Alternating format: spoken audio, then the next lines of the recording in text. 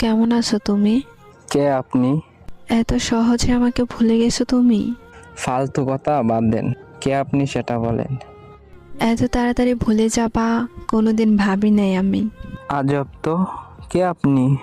এত তাড়াতাড়ি সব কিছু ভুলে গেছেন? কে আপনি? পরিচয় দিবেন নাকি ব্লক মারবো? এক সময় একটু কথা বলার জন্য কত পাগল ছিলেন, আর এখন ব্লক করার জন্য পাগল হয়ে গেছেন। বাহ। সরি, আপনার কোথাও ভুল হচ্ছে। আমাকে চিনতে পারো নাই? আমি তোমার জান্নাত। কোন জান্নাত?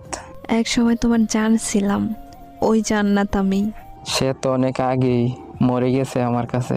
এত তাড়াতাড়ি মাটি দিয়ে দিলে আমাকে। সেও আমাকে জিন্দা লাশ বানিয়ে দিয়ে গেছে।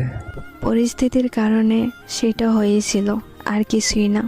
সবাই এই কথা বলেই ছেড়ে যায়। পরিস্থিতি তো একটা বাহানা।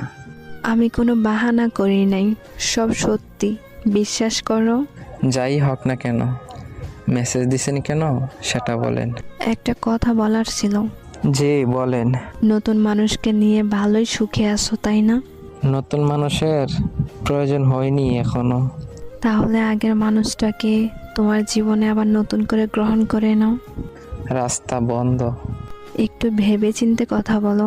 নতুন করে কিছু ভাবতে চাই না। এক সময় তো জোর করে রাখতে চেয়েছিলে, আর এখন আমি ইচ্ছা করে থাকতে চাই।